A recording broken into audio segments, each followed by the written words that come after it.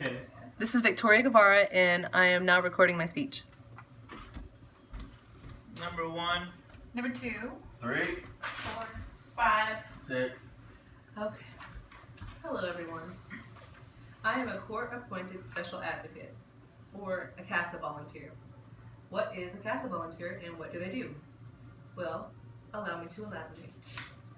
A court-appointed special advocate, or casa, is basically a program for people, and it is someplace where you can volunteer, and it gives you a set of responsibilities, and it is beneficial to oneself, children, and local community.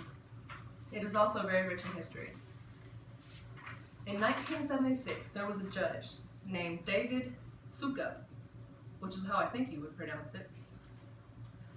And he had a case with a 3-year-old little girl that was severely abused, but he didn't have enough information. And he didn't want to go ahead and make a decision without knowing what to do for this girl.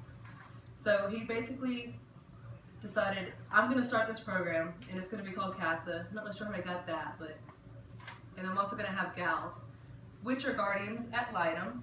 And the only difference between a CASA and a gal is a lawyer. So they have like a lot more legal background than a CASA.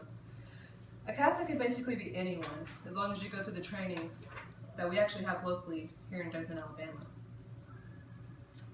Now, he actually had a quote that I wanted to tell y'all. He said, "It terrified me to make decisions about kids when I didn't have anybody there." And that was on casaforchildren.org, which is also a website you can check out if you would like more information. If you look at your visual aids that I've handed you, you can also see the creation of CASA from 1977 to 2016, and how many laws it took to get there, and people that approved it, which was very good. And it's actually kind of crazy that it didn't happen until 1976. All right. Okay, so the basic duties of a CASA, you're an investigator. You have to report. You keep a notebook and a pencil. You're not allowed to take the kid anywhere. You're not allowed to give them gifts. You just write down stuff and talk to whoever you can that's involved with the child. You have to maintain productivity, make sure you go to your visits, make sure you see them, make sure you visit people around them, that think outside the box, as in like problem solving, quick and effective. And if something comes up that you don't really know much about, it's always okay to ask your supervisors, but they like for you to be creative and know what to do.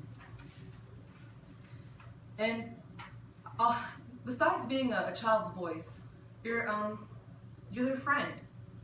You're somebody they can talk to, that they feel safe to tell things that are happening and going on. So you interact with them in a friendly way. And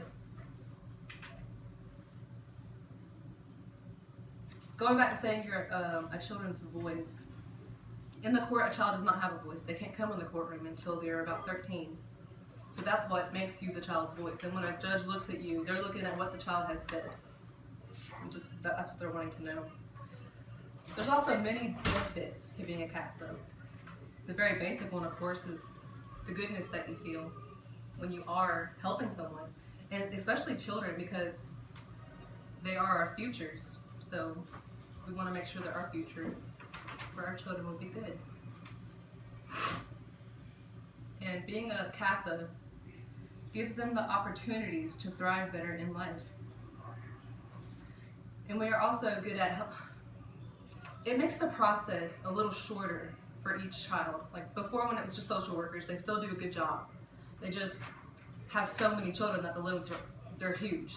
So CASA workers can focus on one child at a time, because we're not allowed to have too many children, which gets them to a permanent home quicker, which is what we want, a stable, permanent, safe home for every children that's in an abusive situation.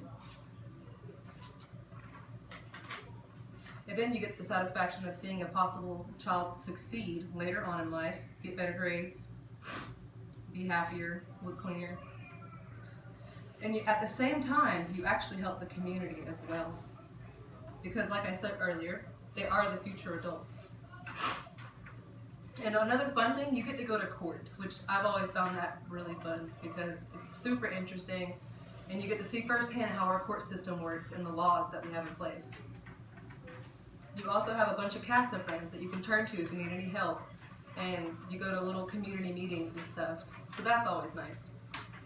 If you also look at your note sheets again, there at the bottom, you can see how much the numbers have grown.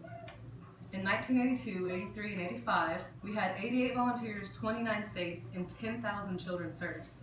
And in 2018, you can see how much that jumped. 950 state and local programs in 49 states, plus Washington, D.C. I'm not sure why that's separate, but it is. And instead of there being only 10,000, 271,800 children, and the volunteers have gone to almost 100,000 people, which is wonderful. That means people are trying to help.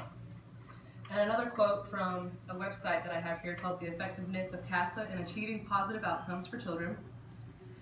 Effectiveness of CASA in Achieving Positive Outcomes for Children. Examine the process variables believed to lead to permanency for children. They found that it shortened their stay by 1.8 months or 2 months, and it also saved $380 million in foster care.